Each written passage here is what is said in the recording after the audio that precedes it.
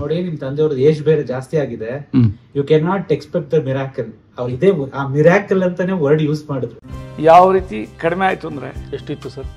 First 6.1 ಇತ್ತು ನಮ್ಮ treatment ತಗೊಂಡಾಗ, ಅದು 5.1 ಬಂತು, ಅದಾದ್ಮೇಲೆ 2.7 ಬಂತು, ಈಗೇನು 15ನೇ ತಾರೀಕು ರಿಪೋರ್ಟ್ ಕೊಡಿಸಿದ್ರು 1.7 ಬಂದಿದೆ ಕ್ರಿಯೇಟಿವ್. ಹೇಳಿದ್ರು ಸರ್ ನಮ್ಮಪ್ಪ ಹಳ್ಳಿಗೆ ಹೋದ್ರು, you are really great person. ಕಡಲೆಕಾಳು ಗುಗ್ರಿ ಅಷ್ಟೇ ನಾವು ಗೊತ್ತಿದೆ, ಬೇರೆವೆಲ್ಲ ಮಾಡೋದಕ್ಕೆ ಒಂದೊಂದು ಟೈಮ್ ನಾವು ಅಷ್ಟು ಇದು ಮಾಡೋದಿಲ್ಲ. ಗುಗ್ರಿ ಉತ್ತರ ಕರ್ನಾಟಕ. ಆಮೇಲೆ ಇದನ್ನ ಸಪ್ರೇಟಾಗಿ ಇದು ಮಾಡ್ಕೊಳ್ಬೇಕು, ಏನು ಮಸಾಲೆ. ನೋಡಿ ಫೈನಲ್ ಆಗಿ ಎಷ್ಟು ಚೆನ್ನಾಗಿ ಬಂದಿದೆ ಸರ್. ಇವಾಗ ನಾನು ಹೇಳ್ತಾರದು ಲೈವ್ ಎಕ್ಸಾಂಪಲ್ ಅಲ್ಲ, ಆರಾಮಾಗಿದ್ದಾರೆ, ಆರಾಮಾಗಿ 3 ಹೊತ್ತು ತಿಂತಾ ಇದ್ದಾರೆ.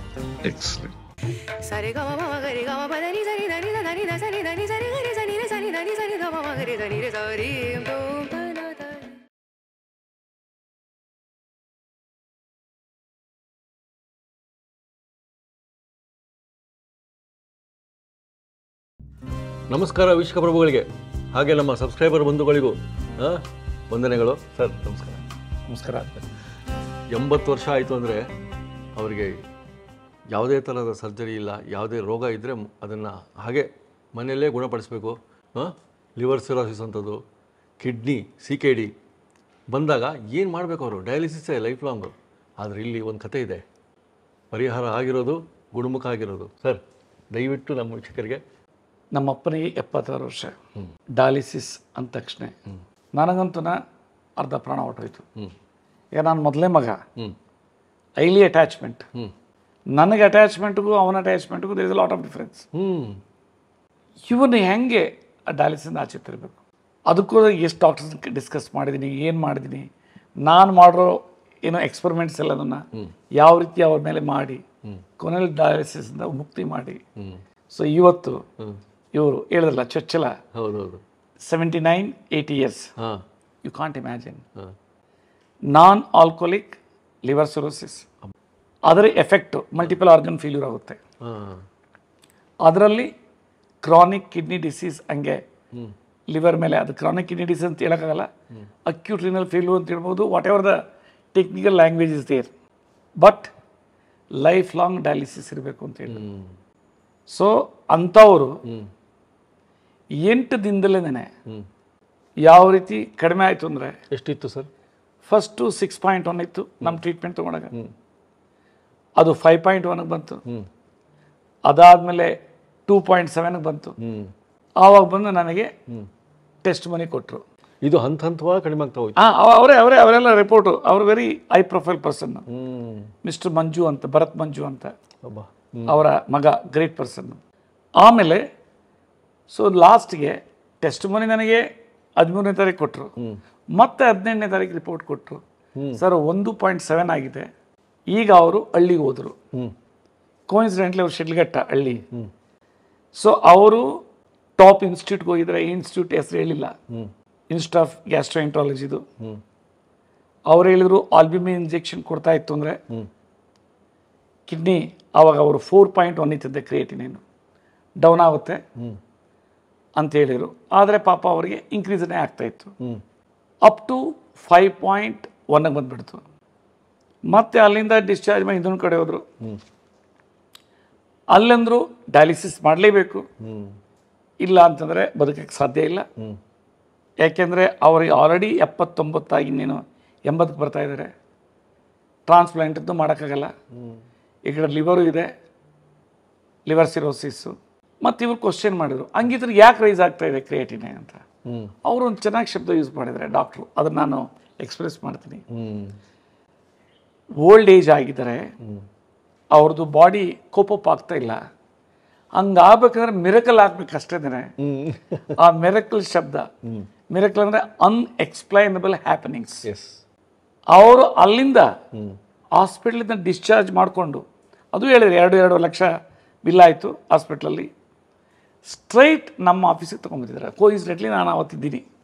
ಫಸ್ಟ್ ಪ್ರೊಸೀಜರ್ ಇದೆ, ಡಾಕ್ಟ್ರ್ ಹತ್ರ ಹೋಗ್ತಾರೆ, ಅಲ್ಲಿಂದ ಇವ್ರ ಹತ್ರ ಹೋಗ್ತಾರೆ, ಡಯಟಿಷಿಯನ್ ಹತ್ರ, ಕಂಪ್ಯೂಟರಿಂದ ಎಲ್ಲ ಎಕ್ಸ್ಪ್ಲೈನ್ ಮಾಡ್ತಾರೆ, ನನ್ನ ಡಿಫೈನ್ ಊಟ ಎಲ್ಲ. ಅದಾದ ನಂತರ ನಮ್ಮಲ್ಲಿ ನನ್ನ ಹತ್ರ ಬರ್ತಾರೆ ನಾನಿದ್ರೆ, ಇಲ್ಲ ಅಂದರೆ ಆಟೋಮೆಟಿಕ್ಲಿ ಹೋಗ್ತಾರೆ. ಸೊ ಇವ್ರದ್ದು ಆ ರೀತಿ ಪ್ರೊಸೀಜರ್ ಬಂದು ನನ್ನ ಹತ್ರ ಬಂದಿದ್ದಾರೆ. ಸೊ ನನ್ನ ಹತ್ರ ಬಂದಾಗ ನಾನು ಏನು ಹೇಳ್ತೀನಿ ಗೊತ್ತಾ, ಜನರಲಿ ನಾನು ಡಾಕ್ಟರ್ BA ಮೆಗ್ಡೆ ಸಾಹೇಬ್ರ ಫಾಲೋವರ್. 35-40 ವರ್ಷದಿಂದ ಅಬ್ಸರ್ವ್ ಮಾಡಿ ಮಾಡಿ ಮಾಡಿ ಆರಲ್ಲೇ ಔಷಧಿ ಅನ್ನೋದು ಕಂಡು ಬಿಟ್ಟಿದ್ದೀನಿ ಮೈಂಡಲ್ಲಿ, ಹೇಗೆ ಏನೇನು ಅಂತ. ಸೊ ಡೈರೆಕ್ಟಾಗಿ ಹೇಳಿದೆ, BP ಇದ್ಬಿಟ್ಟು ಏನು ಔಷಧಿ ತೊಗೊಳಕ್ಕೆ ಹೋಗ್ಬಿಡ್ರಿ. ಆದರೆ ನಮ್ಮ ಡಾಕ್ಟರ್ಸ್ ಹಂಗೆ ಹೇಳಲ್ಲ ಪಾಪ, ಅವರು ಅವ್ರ ಪ್ರೋಟೋಕಾಲ್ ಪ್ರಕಾರ ಹೇಳ್ತಾರಲ್ಲ, that is the ethical principles. So ನಾನೇನಂದರೆ ಇನ್ವೆಂಟರು, ಆಹಾರದಲ್ಲೇ ಇದೆ ಅಂತ ನನಗೆ ಗೊತ್ತು. ಸೊ ನಾನು ಹೇಳಿದೆ, ಆದರೂ ಅವರು ಭಯ ಆಯ್ತಂತೆ. ಮನೆಗೆ ಹೋದ್ರಂತೆ, ಹೆಂಡ್ತಿನೂ ಅಂದ್ರಂತೆ, ಇಲ್ಲ ಇಲ್ಲ ಇಲ್ಲ ಇದು ಏನು ಮೆಡಿಸನ್ ಜೊತೆಲಿ ತೊಗೊಳ್ಳಿ ಅಂತ.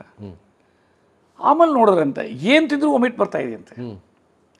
ಈಗಿಷ್ಟು ಮೆಡಿಸನ್ ತಗೊಂಡು ಎಲ್ಲ ತಿಂದರೂ ವೊಮಿಟ್ ಮಾಡ್ತಾ ಅಂತಂದರೆ ನಾನು ಯಾಕೆ ರಾಜೀವ್ ಸಾಹೇಬ್ರ ಮಾತನ್ನು ನಂಬಾರದು, ಅದು ಅವ್ರ ಮೈಂಡಲ್ಲಿ. ಈಸ್ ವೆರಿ ಹೈ ಪ್ರೊಫೈಲ್, ಇದು ಪವರ್ ಹೌಸ್ ಇಲ್ಲಿದ್ದಾರೆ ಅವರು, ಬ್ಯೂರೋಕ್ರೆಟ್ ಎಲ್ಲ ಪೊಲಿಟಿಕಲ್ ಲೀಡರಾ. ಮತ್ತೆ ಏನು ಅವ್ರದ್ದು ಅದೇ, ನಾನು ಯಾಕೆ ನಂಬಾರ್ದು, ಅವರೇನು ಅವ್ರಿಗೋಸ್ಕರ ಮಾಡ್ತಾ ಇಲ್ಲ. ಯಾವುದೋ ಆಕ್ಸಿಡೆಂಟಲಿ ರೆಕಗ್ನೈಸ್ ಮಾಡಿದ್ರು ಇವತ್ತು ನಮ್ಮ ಪಬ್ಲಿಕ್ ಬಂದಿದೆ. ಆಮೇಲೆ ಅವರೆಲ್ಲ ಪೂರ್ತಿ ನೋಡಿಲ್ವಂತೆ. State Bank of India manager ಹೇಳಿದ್ರಂತೆ ಅವರಿಗೆ, ಅಲ್ಲಿ ಹೋದ್ರೆ ಅಷ್ಟೇ ಅವ್ರು ಉಳಿಯೋದು ಅಂತ. State Bank of India manager ಅವರು. ಸೊ ಅವರೇ ಅವರ ಡೀಟೇಲ್ ಅವ್ರು ಹೇಳಿದ್ದಾರೆ ಇದರಲ್ಲಿ, ಎಲ್ಲ ಹೇಳಿದ್ದಾರೆ. ನಮ್ಮ ನಾಯಕರೇ ಮಾತಾಡಿದ್ದಾರೆ. 80 ವರ್ಷದವರು ಅವ್ರು ಮಾತಾಡಿಲ್ಲ, ಅವರು ಊರಿನಲ್ಲೇ ಇದ್ರು.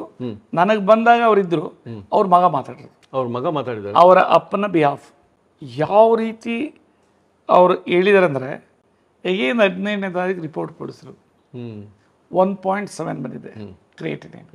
ಹೇಳಿದ್ರು, ಸರ್ ನಮ್ಮಪ್ಪ ಹಳ್ಳಿಗೆ ಹೋದ್ರು, you are really great person ಅಂತ. ಭರತ್ ಮಂಜು ಅವರ ಮಗ ಅವರು ಬಿಗಿನಿಂಗ್ ಇಂದ ಏನು ತಗೊಂಡಿದ್ದಾರೆ ಎಲ್ಲ ರೆಕಾರ್ಡ್ ಮಾಡಿದ್ದಾರೆ. ಪ್ರಾಬಬಲಿ 31 ಜುಲೈಲಿ ತೊಗೊಂಡಿದ್ದಾರೆ ಟ್ರೀಟ್ಮೆಂಟು.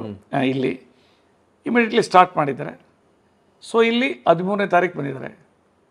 ಬಹುಶಃ 2-3 ದಿನ ಕೊಟ್ಟಿಲ್ಲ, ಅದಕ್ಕೆ ಅವ್ರು 8 ದಿನ ಅನ್ನೋದು ಯೋಚನೆ ಮಾಡಿದರೆ ಕೊಡೋಣ ಬೇಡೋ ಅಂತ. ಸೊ ಕೊನೆಯಲ್ಲಿ ವಾಮಿಟಿಂಗ್ ಜಾಸ್ತಿ ಬರ್ತಾ ಇತ್ತು, ಊಟ ಮಾಡೋಕ್ಕಾಗ್ತಾ ಇಲ್ಲ, ಆವಾಗ ಕೊಟ್ಟಿದ್ದಾರೆ. ಏನು 3 ದಿನಕ್ಕೇ ರಿಪೋರ್ಟ್ಸ್ ಡೌನ್ ಆಗಿದೆ. 3 ದಿನಕ್ಕೆ ಇದ್ದಾನೆ. ಅಲ್ಟಿಮೇಟ್ಲಿ ನಾನು ತಗೊಂಡಿರೋದು ಡೇಟು 13ನೇ ತಾರೀಕಿಗೆ 2.7 ಬಂದಿದೆ. ಮತ್ತೆ 18ನೇ ತಾರೀಕಿಗೆ 1.7 ಬಂದಿದೆ. ಆದರೆ ನೆಟ್ಟಿಗೆ ಪೂರ್ತಿ ಡಯಟ್ ಮಾಡಿಲ್ವಂತೆ, ಪೂರ್ತಿ ನಾನು ಹೇಳಿರೋ ಆಹಾರ ಪದ್ಧತಿನೂ ಕರೆಕ್ಟ್ ಮಾಡಿಲ್ವಂತೆ. ಅಲ್ಲ ಸರ್, ಇಷ್ಟು ಕಡಿಮೆ ಸಮಯದಲ್ಲಿ ಇಷ್ಟೊಂದು ಕಡಿಮೆ ಆಗಬೇಕು ಅಂದರೆ ಅವ್ರು ಏನು ಮಾಡಿದ್ರು ಅಂಥದ್ದು? ಹಂಗಲ್ಲ, ಒಂದು ನನ್ನ ಔಷಧಿಯಲ್ಲಿ ಆ ರೀತಿ ಕೆಲಸ ಮಾಡ್ತಾ ಇದೆ. ಎರಡನೇದು ಎಲ್ಲ ಔಷಧಿನೂ ಬಿಟ್ಟಿದ್ದಾರೆ. ಸುಮಾರು ಇಷ್ಟು ಔಷಧಿ ಇತ್ತು. ಆದರೆ ಆಹಾರ ನಾನು ಹೇಳಿದ ಆಹಾರ, ಅಗಸೆ ಮಜ್ಜಿಗೆ, ಹಸಿ ತರಕಾರಿ ಜ್ಯೂಸು, ಬೆಳ್ಳುಳ್ಳಿ ಶುಂಠಿ ಮೆಂತೆಕಾಳು ಔಷಧಿ, ಅದು ಇದು. ಬೇರೆ ಇದರಲ್ಲೇ ಹಂಗಿಲ್ಲ. ಅಕ್ಕಿ ರೊಟ್ಟಿ 1, 2 ಹಸು ಜಾಸ್ತಿ ಆಯ್ತಂತೆ, 3 ದಿನಕ್ಕೆ ಹಸುವಾಗಿದೆ, ಶುರು ಆಗ್ಬಿಡ್ತು. ಆಮೇಲೆ ಹೊಟ್ಟೆಯಲ್ಲಿ ನೀರು ತುಂಬೋದೆಲ್ಲ ಹೊರಟೋಗಿದೆ. ಎಲ್ಲ ಪ್ಯಾರಾಮೀಟ್ರು 6.15 ಇತ್ತು. ಪೊಟ್ಯಾಷಿಯಂ ಲೆವೆಲ್ ಅದು 3.8 ಬಂದಿದೆ. ಇದು ನಮ್ಮ ಕಿಡ್ನಿ ಸಂಬಂಧಪಟ್ಟಂಗೆ. ಕಿಡ್ನಿ ಸಂಬಂಧ ಅದರ್ ಪ್ಯಾರಾಮೀಟರ್ಸ್ ಲಿವರ್ದೆಲ್ಲ ಸರಿ ಹೋಗಿದೆ, ನಾರ್ಮಲ್ ಆಗೋಗಿದೆ. ಒಂದು ಹೇಳ್ತೀನಿ, ಲಿವರ್ ಫೇಲ್ಯೂರ್ ಆಯ್ತು ಅಂದರೆ ಹಸುವಾಗಲ್ಲ. ಲಿವರ್ ಯಾವಾಗ ರಿಜುವಿನೇಷನ್ ಆಗುತ್ತೆ ಅದು ಒಳ್ಳಲ್ಲಿ ವಿಜ್ಞಾನ ಇಲ್ಲ ಸರ್. ಭಾಳ ಕುತೂಹಲ ಹುಟ್ಟಿಸ್ತಾ ಇದ್ದೀರಾ ನೀವು. 80 ವರ್ಷ ಇಳಿ ವಯಸ್ಸಂದ್ರೆ ಏನು, ಮುಪ್ಪು, ಹಣ್ಣು ಮುದುಕರು ಅನ್ಬೋದಾ? ಅದೆಂಥ ಆಹಾರ ಪೂರಕವಾಗಿತ್ತು ಅದರಲ್ಲಿ ಒಂದು ನೀವು ಇವತ್ತು ಅದನ್ನೇ ಏನು ಮಿಕ್ಸ್ಡ್ ಎಲ್ಲ ಬೆರೆಸಿರೋದು ಕಾಳುಗಳ ಪಲ್ಯ, ಅದನ್ನು ತೋರಿಸ್ತೀವಿ. ಮಿಕ್ಸ್ಡ್ ಕಾಳುಗಳ ಪಲ್ಯ, ಅದ್ಭುತ. ಅದನ್ನು ನೋಡ್ಬಿಡೋಣ, ಯಾಕಂದ್ರೆ ನಮ್ಮದೇ ಮನೆ ರಸದೂಟ, ಅದರಲ್ಲಿ ಆರೋಗ್ಯಯುತವಾದ ರಸದೂಟ. ಅದರೊಟ್ಟಿಗೆ ಇವರು ಸರ್ ಅವರ ತೋರಿಸೋಣ. ಭರತ್ ಮಂಜು ಅವರು ಹೇಳಿದ್ದಾರೆ, ಅವ್ರಿಗೆ ಆತ್ಮದಿಂದ ಹಿಂಗೆ ಹೇಳಿದ್ದಾರೆ ಅಂದರೆ ಆ ಜನರಿಗೆ ಸ್ಪಂದಿಸ್ತದೆ ಅದು. ಸೊ ಅವ್ರಿಗೆ ಮಾತಾಡಬೇಕು ಅಂತ ಅನಿಸಿದ್ರೆ ನಿಮಗೆ ಈಗ ನಂಬರ್ ಕೊಟ್ಟಿದ್ದೀವಿ, ಜಲಜಾ ಅಂತ, ನಾನು ಪ್ರೈವೇಟ್ ಸೆಕ್ರೆಟರಿ ಡಾಕ್ಟರ್ದು. ಸೊ ಅವರಿಗೆ ಮಾತಾಡಿ, ಅವರು ಭರತ್ ಮಂಜು ಅವ್ರ ನಂಬರ್ ಕೊಡ್ತಾರೆ, ನೀವು ಡೈರೆಕ್ಟ್ಲಿ ಪೇಷಂಟಿಗೆ ಮಾತಾಡ್ಬೋದು. ನನಗೆ ಕಾಲ್ ಮಾಡಿಬಿಡಿ, ನನಗೆ ಮಾತ್ರ ಕಾಲ್ ಮಾಡಬೇಡಿ. ಯಾಕಂದರೆ ನಾನು ಒಳ್ಳೆ ಧ್ಯೇಯ ಇರೋ ವ್ಯಕ್ತಿಗಳಿಂದ ಆ ಮಾಹಿತಿಯನ್ನು ನಾವು ಕೊಡೋದಕ್ಕೆ ಇಲ್ಲಿ ಕೂತ್ಕೊಂಡಿದ್ದೀನಿ. ಇದರಲ್ಲಿ ನಾನು ಎಕ್ಸ್ಪರ್ಟ್ ಅಲ್ಲ. ನಾವು ಎಕ್ಸ್ಪರ್ಟ್ ಇರೋದು ವಿಡಿಯೋ ಎಡಿಟಿಂಗು, ಅಡುಗೆಗಳು ತೋರಿಸೋದಕ್ಕೆ. ಸರ್ ಈಗ ನಾವು ಅದೇ ಅಡುಗೆ ನೋಡ್ಬಿಡೋಣ. ಕಾಳಿನ ಪಲ್ಯ. ಎಸ್,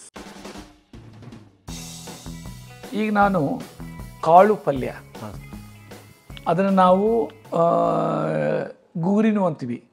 ಬರೀ ನಮಗೇನು ಕಡಲೆಕಾಳು ಗುಗ್ರಿ ಅಷ್ಟೇ ನಾವು ಗೊತ್ತಿದೆ. ಬೇರೆವೆಲ್ಲ ಮಾಡೋದಕ್ಕೆ ಒಂದೊಂದು ಟೈಮ್ ನಾವು ಅಷ್ಟು ಇದು ಮಾಡೋದಿಲ್ಲ. ಗುಗ್ರಿ ಉತ್ತರ ಕರ್ನಾಟಕ, ಕರೆಕ್ಟ್. ಬಟ್ ಆದರೂ ಕೆಲವೊಂದು ಹೋಟ್ಲ್ಗಳಲ್ಲಿ ಎಲ್ಲ ಮಿಕ್ಸ್ ಮಾಡಿ ತೊಬೆ ಅಂತ ಮಾಡ್ತಾರೆ. ಇದು ಆಲ್ಮೋಸ್ಟ್ ತೊಬೆ ಇದ್ದಂಗೆ.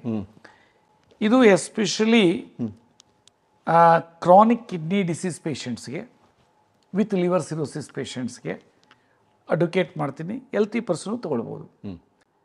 ಇದನ್ನು ನಾನು ಯಾವ ರೀತಿ ಮಾಡಬೇಕಂತ ನಾನು ಹೇಳ್ತೀನಿ. ಇದನ್ನು ಇದು ಏನು ತೊಗರಿ ಬಿಟ್ಟು ಯಾವುದೇ ಕಾಳುಗಳು ಯೂಸ್ ಮಾಡ್ಬೋದು. ಇದರಲ್ಲಿ ನಾನು ಇಟ್ಕೊಂಡಿದ್ದೀನಿ ನೀರಲ್ಲಿ ನೆನೆಸಿರೋದು, ಅಲಸಂದಿ ಬೀಜ, ಆಮೇಲೆ ಕಡಲೆ, ಆಮೇಲೆ ಇದು ಮೂಂಗು ಹೆಸರುಬೇಳೆ, ಆಮೇಲೆ ಆಲೂಗಡ್ಡೆ. ಇದು ಆಲೂಗಡ್ಡೆ ಅವ್ರ ಇಚ್ಛೆ. ನಾನು ಯಾಕೆ ಆಲೂಗಡ್ಡೆ ಇಡ್ತೀನಿ ಅಂತಂದರೆ ಟೇಸ್ಟ್ ಎನಾನ್ಸ್ ಆಗಲಿ ಅಂತ. ಇದ್ಯಾವುದಪ್ಪ ಕರ್ಮ ಅಂತ ತಿನ್ನಬಾರ್ದು ಅವರು. ಅದಾದಮೇಲೆ ಟೊಮೆಟೊ, ಅದಾದಮೇಲೆ ಈರುಳ್ಳಿ, ಆಮೇಲೆ ಮೆಣಸಿನಕಾಯಿ, ಮತ್ತು ಕರಿ ಲೀವ್ಸು, ಮತ್ತು ಇದು ಏನು ಸಾಸಿವೆ ಎಲ್ಲನೂ ಇದೆ. ಇದನ್ನು ಬೇಯಿಸ್ಕೊಳ್ಬೇಕು. ಎಲ್ಲ ಬೇಳೆ ಆಲೂಗಡ್ಡೆ ಬೇಯಿಸ್ಬಿಟ್ಟು ನೀರನ್ನು ತೆಗಿಬೇಕು. ಅದು ಭಾರಿ ಇಂಪಾರ್ಟೆಂಟು. ಯಾಕಂದರೆ ಪೊಟ್ಯಾಷಿಯಮ್ ಕಂಟೆಂಟ್ ಇರುತ್ತೆ. ಅದರಿಂದನೇ ಅಲೋಪತಿಕ್ ಇದರಲ್ಲಿ ಸೈನ್ಸಲ್ಲಿ ಡಯಟಿಷಿಯನ್ಸ್ ಇರ್ತಾರೆ, ಇದು ತೊಗೊಳ್ಬಾರ್ದು ಅದು ತೊಗೊಳ್ಬಾರ್ದು ಅಂತ. ಆಮೇಲೆ ಇದನ್ನು ಸಪ್ರೇಟಾಗಿ ಇದು ಮಾಡ್ಕೊಳ್ಬೇಕು. ಏನು ಮಸಾಲೆ, ಇದನ್ನು ಮಸಾಲೆ ಮಾಡ್ಕೊಂಡ್ಮೇಲೆ ಇದಕ್ಕೆ ಬ್ಲೆಂಡ್ ಮಾಡಬೇಕು. ಅಂದರೆ ಇದ್ರ ಜೊತೆ ಬೆರೆಸಬೇಕು ಮತ್ತು ಕುದಿಸ್ಬೇಕು. ಆ ಕುದಿಸಿದ್ದಾದ ಮೇಲೆ ಫೈನಲಾಗಿ ಸಾಲ್ಟ್ ಹಾಕೋ ಹೊತ್ತಿನಲ್ಲಿ ಪೇಷಂಟ್ಗೆ ಎಷ್ಟು ಬೇಕೋ ಎತ್ಕೊಂಡ್ಬಿಡ್ಬೇಕು. ಆಮೇಲೆ ಪೇಷಂಟ್ಗೆ ಊಟದಲ್ಲಿ 1 ಗ್ರಾಮ್ ಉಪ್ಪು ಪಾಕೆಟ್ ಕೊಡಬೇಕು. ಅದರಲ್ಲಿ ಅವ್ರು ಅಡ್ಜಸ್ಟ್ ಮಾಡ್ಕೊಳ್ಬೇಕು ಬೇರೆ ಎಲ್ಲ ಊಟ ಮಾಡೋ ಹೊತ್ತಿನಲ್ಲಿ. ನನ್ನ ಕುಕ್ಕು ವಿಜಯ್ ಅವರು ಇದನ್ನು ಮಾಡ್ತಾರೆ, ಅದನ್ನು ಕರೆಕ್ಟಾಗಿ ನೋಡ್ಕೊಳ್ಳಿ. Yes sir.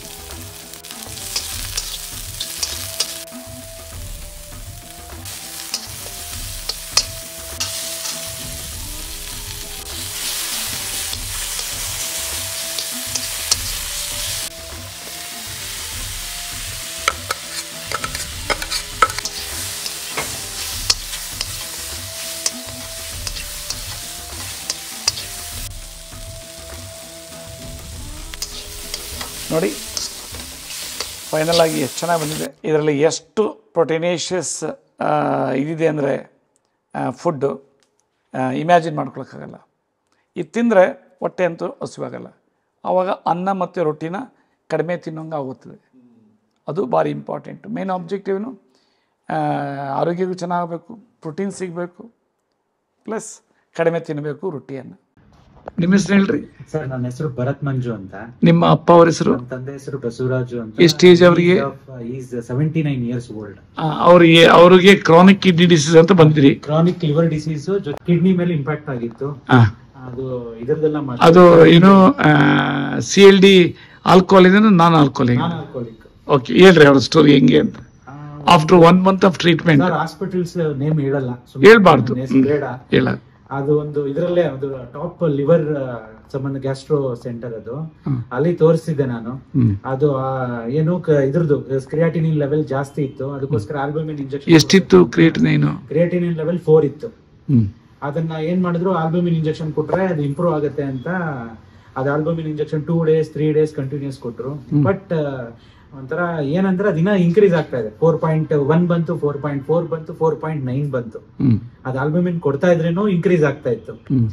ಆಮೇಲೆ ಅವ್ರೇನ್ ಹೇಳಿದ್ರು, ಇಲ್ಲ ಇದಕ್ಕೆ ನೆಪ್ರಾಲಜಿಸ್ಟ್ ಒಪಿನಿಯನ್ ತಗೊಬೇಕಾಗುತ್ತೆ, ಅದಕ್ಕೆ ನೆಪ್ರಾಲಜಿಸ್ಟ್ ಅದಕ್ಕೆ ಆಲ್ಬುಮಿನ್ ಜೊತೆಗೆ ಬೇರೆದ್ ಆಡ್ ಮಾಡ್ತಾರೆ ಅಂತ ಹೇಳ್ಬಿಟ್ಟು ಇದ್ ಮಾಡಿದ್ರು, ಬೇರೆ ಕಡೆ ಇದ್ ಮಾಡಿ ಅಂತ. ನಾನ್ ಬಂದು ಬೇರೆ ಒಂದು ಹಾಸ್ಪಿಟಲ್, ನನ್ಗೆ ಗೊತ್ತಿರೋದೇ ಹಾಸ್ಪಿಟ್ಲು, ಅದು ಮಲ್ಟಿ ಸ್ಪೆಷಾಲಿಟಿ ಹಾಸ್ಪಿಟ್ಲು, ಅಲ್ಲಿ ಜಾಯಿನ್ ಮಾಡಿದೆ. ಅಲ್ಲಿ ಜಾಯಿನ್ ಮಾಡಿದಾಗ ಎಷ್ಟಿತ್ತು, 4.45 ಇತ್ತು. ಅಲ್ಲಿ ಆಯ್ತು, ಅಡ್ಮಿಟ್ ಮಾಡ್ಕೊಂಡ್ರು.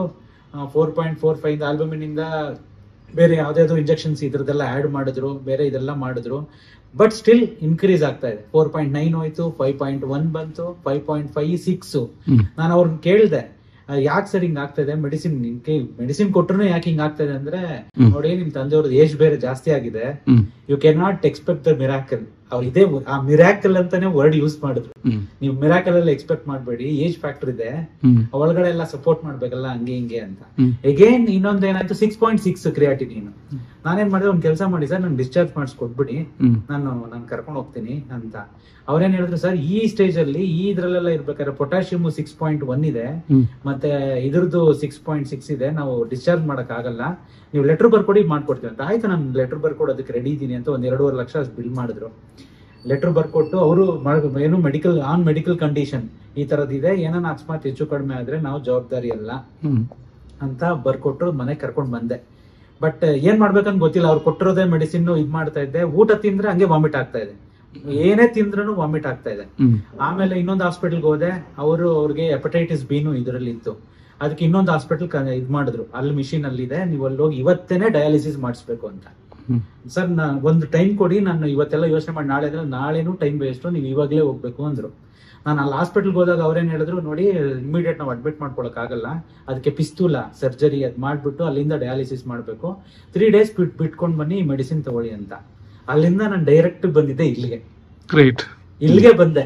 ಅಲ್ಲೆಲ್ಲ ತೋರಿಸ್ದೆ. ಅಲ್ಲಿ ಕೆಳಗಡೆ ಆಕ್ಚುಲಿ ನಿಮ್ ಡಾಕ್ಟರ್ ಹೇಳಿದ್ರು, ನೋಡಿ ಇದು ಯಾವ್ದಾದ್ರು ಮೆಡಿಸಿನ್ ಕೊಟ್ಟಿದ್ದಾರೆ, ಇದ್ರ ಜೊತೆಗೆ ನೀವು ಇದು ತಗೊಳ್ಳಿ ಅಂತ ಹೇಳಿದ್ರು. ಆಮೇಲೆ ಬಂದ್ ನಾನು ಇಲ್ಲಿ ಕೂತ್ಕೊಂಡೆ. ನೀವ್ ಅದೆಲ್ಲ ರಿಪೋರ್ಟ್ ನೋಡಿ, ನಮ್ ತಂದೆಯವ್ರು ನೋಡಿ ಏನ್ ಹೇಳಿದ್ರು, BP ಒಂದು ಟ್ಯಾಬ್ಲೆಟ್ ತಗೊಳ್ಳಿ, ಅದ್ ಬಿಟ್ಟು ಇನ್ನೇನು ತಗೊಂಡ್ಬೇಡಿ, ಧೈರ್ಯವಾಗಿ ನೀವು ಹೋಗಿ ಅಂದ್ರು. ಆಯ್ತಾ, ನಾವು ಸರ್ ನಾನು ಇದು ಹೇಳ್ತಾ ಇರೋದು, ಇದೇನ್ ತಿಂಗಳುಗಳೇನಾಗಿಲ್ಲ, 8 days 9 days ಮುಂಚೆ ಬಂದಿದ್ದು. ಆಯ್ತಾ, ಅದನ್ನೇ ಬೆಳಗ್ಗೆ, ಅದು ಅವರು ಕ್ಲಿಯರ್ ಡಯಟ್ ಫಾಲೋ ಮಾಡ್ತಾ ಇಲ್ಲ. ಬೆಳಗ್ಗೆ ನೀವು ಅಗಸೆ ಬೀಜದ ಏನ್ ಹೇಳಿದೀರಾ ಅದ್ ಕೊಡ್ತಾ ಇದ್ದೀನಿ, ಆಮೇಲೆ ಒಂದ್ 2 ದಿವಸ ನಾ ಇದು ಬಂದು ಹೋದ್ಮೇಲೆ ಏನು ಬೇಡ, ನನ್ಗೆ ಇಷ್ಟ ಸಾಕು, ಹೊಟ್ಟೆ ತುಂಬಿದೆ ಅಂತ ಇದ್ರು. ಮಧ್ಯಾಹ್ನ ಒಂಚೂರು ಗಂಜಿಯನ್ನು ಕುಡಿತಾ ಇದ್ರು, ರಾತ್ರಿ ಅಷ್ಟೇ. 2-3 days ಆದ್ಮೇಲೆನೆ ಅದ್ ಅಗಸೆ ಬೀಜದ್ದು ಕುಡ್ದಿದ ತಕ್ಷಣನೇ, ಇಲ್ಲ ನಾನು ಏನೋ ಒಂದ್ ಸ್ವಲ್ಪ ತಿಂತೀನಿ, ನಾನು ಏನಾನ ಬೇಕು ಅಂತ 2 ಅಕ್ಕಿ ರೊಟ್ಟಿ ತಿಂದ್ರು ಅವರೇ. ನಾನು ಅರ್ಧ ಅಂತ ಹೇಳ್ದೆ ನಮ್ ವೈಫ್ಗೆ, ಅರ್ಧ ಕೊಡು ಸಾಕು ಅಂತ. ಅವ್ರು ಒಂದ್ ತಿನ್ಬಿಟ್ಟು ಇನ್ನೊಂದ್ ಬೇಕು ಅಂದ್ರು, ಇನ್ನೊಂದ್ ತಿಂದ್ರು. ಮಧ್ಯಾಹ್ನ ಊಟ ಮಾಡಿದ್ರು, ರಾತ್ರಿ ಊಟ ಮಾಡಿದ್ರು. ಆ ಬೇರೆ ಕ್ರಿಯಾಟಿನಿನ್ ಇದೆಲ್ಲ ಚೆಕ್ ಮಾಡಿದಾಗ ಎಷ್ಟಾಗಿತ್ತು, 5.1 ಬಂತು. ಎಷ್ಟು 6.6 ಇಂದ 5.1 ಬಂದಿತ್ತು. ಆಮೇಲೆ ಇನ್ನೊಂದ್ 3 days ಬಿಟ್ಕೊಂಡು ಚೆಕ್ ಮಾಡಿದೆ, 3.75. ಗ್ರೇಟ್ ಅಪ್ಪ. ಮತ್ತೆ ಮೊನ್ನೆ ಅದಕ್ಕೆ ಇದರಿಂದ ಒಂದು 2 days ಬ್ಯಾಕ್ ಚೆಕ್ ಮಾಡಿದ್ರೆ 2.75. ಪೊಟ್ಯಾಷಿಯಮ್ 3.75 ಬಂದಿದೆ. 6.1 ಇಂದ 3.75. ಅದನ್ನ ಅಗಸೆ ಮಜ್ಜಿಗೆ ಮತ್ತೆ ನಿಮ್ದೇನು ಇದು ಕೊಡ್ತಿದ್ದೀರಾ ಸರ್ ಮೆಡಿಸಿನ್, ಅಷ್ಟು ಬಿಟ್ರೆ ಒಂದೇ ಒಂದು ಮೆಡಿಸಿನ್ ಕೂಡ ನಾನ್ ತಗೊಳ್ತಾ ಇಲ್ಲ. ನಾಟ್ ಈವನ್ ನೀವು ಹೇಳಿದ ಧೈರ್ಯದ ಮೇಲೆನೆ. ಬೇರೆ ನಮ್ಮನೆಲ್ಲ ನಮ್ಮ ವೈಫ್ ಇದ್ ಮಾಡಿದ್ರು, ಯಾಕೆ ಹಿಂಗ್ ಮಾಡ್ತಾ ಇದೀರಾ, ನೀವು ಅಷ್ಟು ಧೈರ್ಯ ಮಾಡಿದ್ರೆ ಇಂಗ್ಲಿಷ್ ಮೆಡಿಸಿನ್ ಕೊಡಿ, ಇದು ಕೊಡಿ ಅಂತ. ಬೇಡ, ನಮ್ಗೆ ಹೆಂಗ್ ಗೊತ್ತಾಗುತ್ತೆ ಯಾವ್ದ್ರಿಂದ ವರ್ಕ್ ಆಗ್ತಾ ಇದೆ ಅಂತ ಗೊತ್ತಾಗುತ್ತೆ. ಆಯ್ತು, ಧೈರ್ಯ ಮಾಡಿ ಸರ್. ನಾನು ನಿಜ ನಾನು ಹೇಳ್ತಾ ಇದೀನಲ್ಲ ಸರ್, ಇವಾಗ ಏನೋ ನನ್ಗೆ ಅಷ್ಟೇ ಖುಷಿಯಾಗಿ ನಾನು ಇದರಿಂದ ಹೇಳ್ತಾ ಇರೋದು. ಇಲ್ಲ ಯಾವ್ಯೋ ಟೆಸ್ಟಿಮೋನಿ ಕೊಡಿ, ಇದ್ ಮಾಡಿ ಅಂತ ಯಾರು ನನ್ಗೆ ಇದ್ ಮಾಡಿಲ್ಲ. ಅದೊಂಥರ ಖುಷಿ ಸರ್. ನಾನು ಆಕ್ಚುಲಿ ನಮ್ ತಂದೆ ಫೀಲಿಂಗ್ ನೋಡಿ, ನಮ್ ಫ್ರೆಂಡೇ ಇದ್ರು, ಯಾಕೆ ನೀನ್ ಮನೇಲಿ ಇಟ್ಕೊಂಡಿದ್ಯಾ, ಅವ್ರು ತಿಂತಾ ಇದಾರೆ, ಅವ್ನು ಕೂತಿದ್ದಾನೆ, ಹಂಗೆ ವಾಮಿಟ್ ಮಾಡ್ಕೊಂಡ್ಬಿಟ್ರೆಲ್ಲ ಸಿಕ್ಕಾಪಟ್ಟೆ ಇದಾಗ್ಬಿಟ್ಟಿದ್ದಾರೆ. ನನ್ಗೆ ಹೆಂಗಾಗ್ಬಿಟ್ಟಿತ್ತಂದ್ರೆ, ಆಯ್ತು ನಮ್ ತಂದೆ ನಾನು ಕಳ್ಕೊಂಡೆ ಇಷ್ಟೇ ಅಂತಾನೆ ಇತ್ತು. ಅವ್ರಿಗೆ ಹಾಸ್ಪಿಟಲ್ ಏನ್ ಹೇಳಿದ್ದು, ಡಯಾಲಿಸಿಸ್ ಬಿಟ್ರೆ ಬೇರೆ ಇದಕ್ಕೆ ಇದಿಲ್ಲ. 2 ಇದೆ. ಒಂದು ಟ್ರಾನ್ಸ್ಪ್ಲಾಂಟೇಶನ್ ಮಾಡ್ಬೇಕು, ಅದು ರೂಲ್ಡ್ ಔಟ್. ಆ ಏಜ್ ಅಲ್ಲಿ ಅವ್ರಿಗಿರೋ ಕಂಡೀಷನ್ ಅಲ್ಲಿ ಆಗಲ್ಲ. ಇಲ್ಲೊಂದು ಡಯಾಲಿಸಿಸ್ ಮಾಡ್ಸಿದ್ರೇನೆ ಆಗುತ್ತೆ, ಏನೋ ಒಂಚೂರು ಏನೋ ಹೋಗುತ್ತೆ, ಇಲ್ಲಾಂದ್ರೆ ನೀವ್ ಏನು ಮಾಡೋದಕ್ಕಾಗಲ್ಲ ಅಂತ. ಬಟ್ ಅದೇನ್ ಧೈರ್ಯ, ಅದ್ ಯಾವ ದೇವರು ನಂಗೆ ಧೈರ್ಯ ಕೊಟ್ರು ಗೊತ್ತಿಲ್ಲ ಸರ್. ನನ್ಗೆ ಎಲ್ಲಾ ತಿಳ್ಕೊಂಡು ನಾನೇನ್ ಬಂದಿಲ್ಲ ಇಲ್ಲಿ. ಅವ್ರು ಹೇಳಿದ್ರು ಇವ್ರು ಹೇಳಿದ್ರು ಅಂತ ಒಂದ್ ನಮ್ಮ ರೆಫರೆನ್ಸ್ ಮೇಲೆ ಬಂದಿದ್ದು, ಏನಾಗುತ್ತೆ ಅಂತಾನೂ ನನ್ಗೆ ಗೊತ್ತಿಲ್ಲ.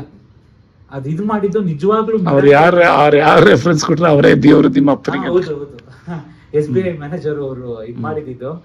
ಸರ್ ನಾನು ಹೇಳ್ತಿದ್ದೀನಲ್ಲ ಸರ್, ಒಂಥರ ಖುಷಿ ಆಗುತ್ತೆ. ಹೂನಪ್ಪ, ಹಿಂಗ ಆರಾಮಾಗಿ ತಿಂತಾ ಇದಾರೆ, 3 times ತಿಂತಾ ಇದಾರೆ. ಇವಾಗ ಏಜ್ ಫ್ಯಾಕ್ಟರ್ ಇರ್ಬೋದು, ಏನೋ ಇದೆಲ್ಲ ಮಾಡ್ಬೋದು, ಆ ಫಿಗರ್ಸ್ ತೋರಿಸ್ತಾ ಇದಾರೆ ಸರ್. ಅದಕ್ಕೆ ಈಗ ಮೇಡಮ್ ಎಲ್ಲ ಕೊಟ್ಟೆ ನಾನು, ಬಾರಿ ಬಾಯಿ ಮಾತಲ್ಲೆಲ್ಲ ಹೇಳ್ತಾ ಇರೋದು. ಮುಂಚೆ ಇದ್ದಾಗ ಎಷ್ಟಿತ್ತು, ಈಗ ಎಷ್ಟಿದೆ, ಅದು 3 days ಅಲ್ಲಿ ಇದ್ ಮಾಡಿರೋದು, ಗ್ರಾಜುಯಲಿ ಕಡಿಮೆ ಆಗಿರೋದು ಎಲ್ಲ ಈಗ ನಾನು ಮೇಡಮ್ ರಿಪೋರ್ಟ್ ಕಳ್ಸಿದೀನಿ. ಮೇಡಮ್ ನೀವು ಪ್ರಿಂಟ್ಔಟ್ ತಗೊಳ್ಳಿ ಅಂತ.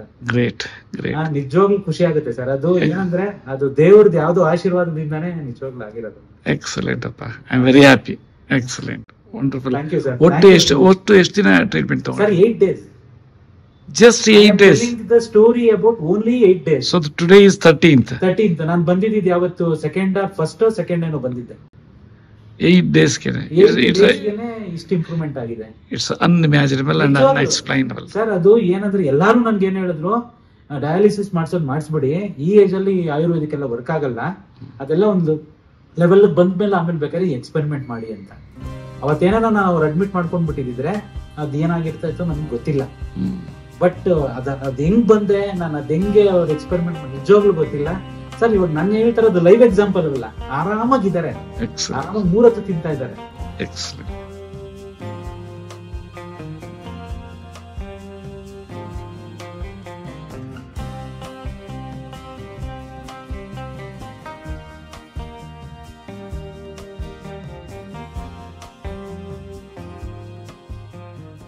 ಇನ್ನೂ ಅನೇಕ ಸ್ವಾದಿಷ್ಟ ರೆಸಿಪಿಗಳಿಗಾಗಿ ಸಬ್ಸ್ಕ್ರೈಬ್ ಮಾಡುವುದನ್ನು ಮರೆಯಬೇಡಿ.